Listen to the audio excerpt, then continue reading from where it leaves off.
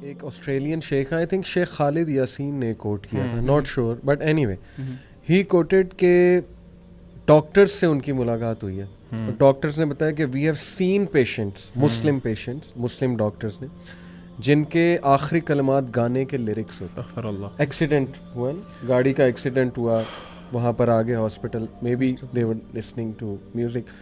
तो अल्लाह माफ़ करे, देखें कलमा आएगा ही तब जब may be you have fulfilled the conditions of कलमा। बाकी अल्लाह की रहमत जिसको चाहे माफ़ कर दे, इसमें को हम होप भी दिलाते हैं। ऐसा नहीं कि हम बहुत ज़्यादा होपलेस कर रहे हैं, लेकिन यू शुड नो कि the way you live will decide how you die. ये तो बहुत बेसिक सी बात है। तो एक बात और ऐड कर दूं, हमास आपने जो अपना एक्सपीरियंस बताया, एक स्टूडेंट, फीमेल स्टूडेंट हमारी क्लास में एक आती थी, बहुत आज से 4-1 साल पहले की बात है। She was into music a lot, in fact so much कि वो म्यूज़िक पे डिग्री कर रही थी कहीं बाहर से, और उनकी कोई दोस्त उन्हें लेकर आई थी हमारे पास। उन्होंने मुझसे सवाल किया म्यूज़िक के ऊपर। मैंने कहा आप कुरान सुना करें। Do you know what she said, and I appreciate it कि you are being honest. She said कि मुझे कुरान सुन के नहीं वो फील आती जो आप जो म्यूजिक से आती है, नहीं आती, सीधी सी बात। बल्कि यहाँ तक सख्त अल्फाज जो आपने कहे कि मुझे तो कुरान खटकता है, अल्लाह माफ़ करे। तो उस वक्त अल्लाह ने ही ना मेरे जहन में एक लॉजिक थोड़ी सी डाल दी अल्लाह की तरफ से। मैंने इनका कि इट्स ओके, बिकॉज जब आप बीमार हो ना, टाइफॉइड हो, तो ज़बान का टेस्ट लॉस्ट हो जाता है। तो आपको ना पेस्ट्री अच्छी लगेगी, ना केक अच्छी लगेगी, वो चीज़ अच्छी नहीं लगेगी आपको, क्योंकि अभी वो टेस्ट नहीं बना। बिल्कुल। जब बीमारी दूर होगी दवाई से थोड़ी, तो इंशाल्लाह you will start loving all the food. उस बीमारी में आपको फूड अच्छा नहीं लगेगा। तो it worked, kind of worked for her. मुझे नहीं पता क्या फिर आगे हुआ, लेकिन एनीवे उस टाइम अल्लाह ने डाला।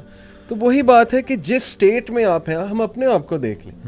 हम जिस स्टेट में थे, बल्कि मैं आपको वो कोट भी कर देता हूँ, एक बड़ी फेमस किताब है, किताब का नाम बड़ा फजूल है, learn the art of not giving a dash, anyway, लेकिन ये बड़ी मशहूर हुई। तो उसमें एक चैप्टर है Newton's third law of emotion. ये उन्होंने खुद अपनी तरफ से टाइटल रखा है, लेकिन साइंटिफिक रिसर्चेज उन्होंने कोट की। चैप्टर का एंड में नीचे टैग लाइन है कि your identity will stay your identity until a new experience acts against it। जब तक आप उस जोन में है ना, और आपने कोई और नई चीज एक्सपीरियंस नहीं की, आप उसी को डिफेंड किए जाएंगे। आपके लिए वही दुनिया। नहीं ये हम भी यही कहते थे। तबलीगी जमात आती थी, नहीं जी ये तो म्यूजिक हराम कहते थे, लो जी इन्हें क्या पता, इन्होंने तो सुना ही नहीं कभी, इनको क्या पता मेटल क्या एनर्जी देता है, क्या ड्राइव देता है। तो ये रिसर्चेज यही है कि आप कम से कम एक्सपीरियंस तो करो जी।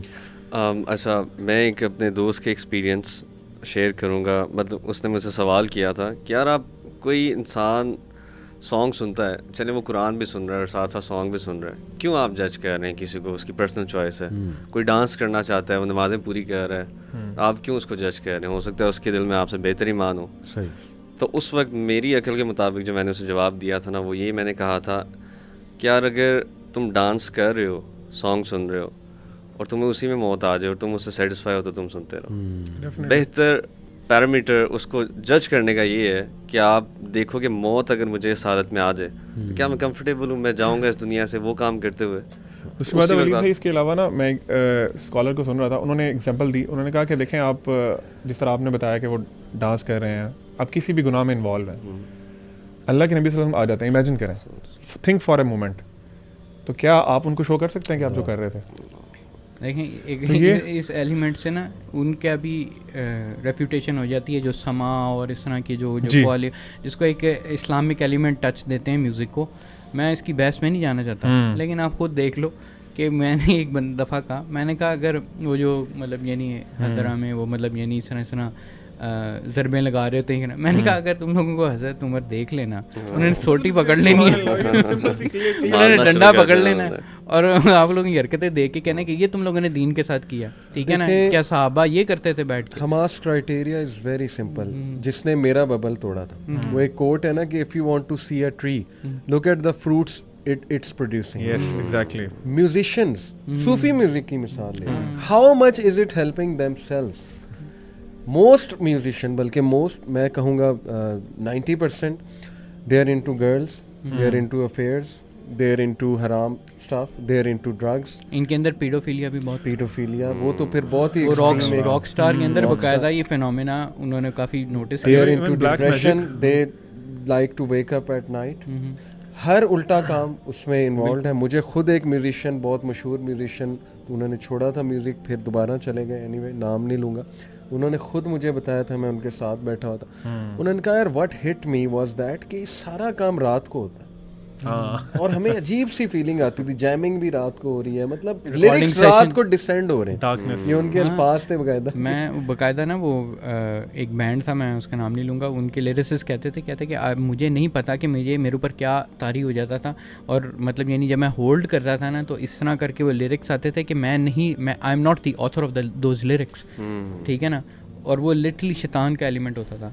अच्छा एक और, सॉरी मैं बात कर रहा हूँ कि वाकई में जो आपकी बात में ही मैं ऐड करना चाह रहा हूँ कि आप जो जानता है अंदर से, जो म्यूज़िक इंडस्ट्री को जानता है, हमारे पास वो बंदे आए हुए हैं, हमने भी उनसे भी मुलाकात की, वो आपको बताएंगे कि अंदर ही क्या है, ठीक है ना इनकी हरकतें सीधी होती हैं, ठीक है ना डिप्रेशन के शिकार होते हैं, और उसमें एक्सट्रीम किस्म का ईवल एलिमेंट। एक और चीज़ ऐड कर लें, इनमें कंपटीशन, कट थ्रोट कंपटीशन की वजह से बैक बाइटिंग मैंने खुद देखा है, बैंड्स हमने भी बनाने की कोशिश की, और एक दूसरे से उस लेवल की नफरत के अगले का डाउनफॉल जो है ना उसके लिए साजिशें करना, ये वो कल्चर है। बिल्कुल, क्योंकि एलिवे इसमें मॉरल्स तो है ही नहीं ना, म्यूजिक या सॉन्ग्स में कौन से मॉरल्स सिखाते हैं, तो जब मॉरल्स ही नहीं है, उनके अपने मॉरल्स नहीं है, तो फिर वो जो मर्जी करें। और वही कह रहे हैं कि ये वो अपेरेंटली कई दफा आपको मॉरल लगते हैं कि जी क्योंकि लिरिक्स बड़े मॉरल हैं, ये वो अंदर से उनकी लाइफ जाके देखते हैं, हसद करने लग जाना। कई सिंगर्स हैं उनका मर्डर हो जाता है, ये जो अभी बता भी रहे थे, वी डोंट नो, मर्डर के पीछे मे बी हसद की एक वो रीजन है पूरी। तो बहरहाल थोड़ा सा मैं चाहूँगा काउंटर देख लें हम, ताकि कुछ अश्कालात जो हैं वो दूर हो जाएं। पहला काउंटर, कुछ लोग कहते हैं कि म्यूज़िक रूह की ग़िज़ा है और इसमें लुत्फ़ है। मैं इसको एक्सेप्ट करता हूँ अगर आपकी ग़िज़ा से मुराद जो है, पहली बात रूह से मुराद नफ्स है, ओके, और ग़िज़ा से मुराद है कि मज़ा आता है, लुत्फ़ आता है, तो मैं इसको एक्सेप्ट करता हूँ क्योंकि मज़ा तो आता है। वो तो साइंटिफिक रिसर्चेस हैं, डोपामीन अच्छे तो होते हैं, किस कौन से आपके ये सेंटर्स को हिट करता है म्यूज़िक जाके, ठीक है, मज़ा तो आता है।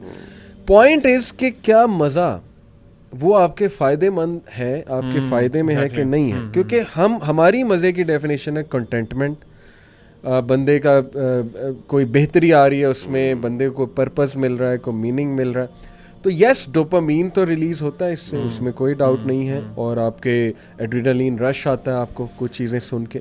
लेकिन इफ़ यू विल नोटिस, मैं एक ग्राफ बना के एक्चुअली अपनी क्लासेस में दिखाता था कि जब when you are listening to music तो ये आपका डोप रश है या एड्रेनलिन रश है, द मोमेंट इट्स क्लोज्ड वो यूं ठप आएगा और वो नेगेटिव एक्सिस में चला जाएगा, उसके बाद उसको दोबारा ऊपर लाना है, दोबारा ऊपर लाने के लिए फिर वो उससे भी अगली बीट चाहिए। आपने एक पिक्चर भी शेयर की थी ग्लासेस की जिसमें आपने डोपामीन का जिक्र किया था। तो आप अपने डोप सेंटर्स को इतना बढ़ा रहे हैं, तो जब वो खाली होगा वो तो ऐसी एम्प्टीनेस आएगी। फिर टेक्नो म्यूजिक के आप नेक्स्ट ही लेवल, टोक्यो ड्रिफ्ट तो कुछ भी नहीं तो आप अगले सॉन्ग जो है वो। मैं एक और चीज़ ऐड करना चाह रहा हूँ कि मेरे 7 और मोर ईयर्स जो है ना, बचपन से जब वो म्यूज़िक को पकड़ा ना, मतलब I forgot what silence is, silence क्या चीज़ है, और उसमें खूबसूरती और नींद भी नहीं आती होगी। मैं बताऊँ कि जब ये छोड़ा ना म्यूज़िक, तो एक चीज़ मेरे लिए बड़ी प्रोफाउंड थी ना, वो नेचर था, नेचर की आवाज़ें थी और साइलेंस था, और उसकी अपनी खूबसूरती जो है ना, ये लोग ये भी उसी तरह है। आपका टेस्ट नेचुरल वॉइसेस, आवाज़ें और खामोशी से ख़त्म हो जाता है। मतलब यानी ये एक इंसान का एलिमेंट है कि वो साइलेंस एंजॉय कर सकता है, वो नेचर की आवाज़ें, चिड़ियों की आवाज़ें, ये चीज़ें। म्यूज़िक वाले जो हुक्ड अप होते हैं ना, उनको ये चीज़ें दूर दूर से उनका ताल्लुक़ ख़त्म हो जाता है। मैं कहता हूँ जब आप रीथिंक करें ना, अल्लाह ताला की क्रिएशन से रिकनेक्शन का बहुत बड़ा तरीका ये है कि आप खामोशी को कर सके फील। लेकिन होता ये कि चूँकि आवाज़ें आपको डिप्रेशन वाली आवाज़ें, जो आपको शैतानी आवाज़ें होती हैं, वो फिर आपको साइलेंस नहीं बैठने देती। You are never at peace because सोते हुए भी वो गाने चल रहे हैं आपके माइंड में। अली भाई, ये तो हमने सब ने एक्सपीरियंस किया हुआ है ना कि म्यूज़िक सुनते हुए मैं तो गवाही दे सकता हूँ, मुझे कभी सुकून नहीं मिला, कोई भी सॉन्ग हो जाए, कोई भी म्यूजिक हो जाए, मजा मिला और वो बहुत टेम्परेरी, वो भी तब तक, वो भी टेम्परेरी। और मजे की बात है यानी कि देखें एक सॉन्ग आया, वो एक दफा सुना, 10 दफा सुना, 20 दफा सुना, 21वीं दफा दिल नहीं करेगा उसे सुनने को। We will need something else. जिस तरह आपने डोपामिन की बात की ना, मजे की basically law of diminishing return इसे कहते हैं। एग्जैक्टली, तो उसमें मजीद आगे बढ़ने की वो रहती है। उस मजे का लाइफ साइकिल देख लें आप कितना है, साइंटिफिक रिसर्चेस मौजूद है, फिर आपको दोबारा वो डोज चाहिए, जस्ट लाइक अ ड्रग।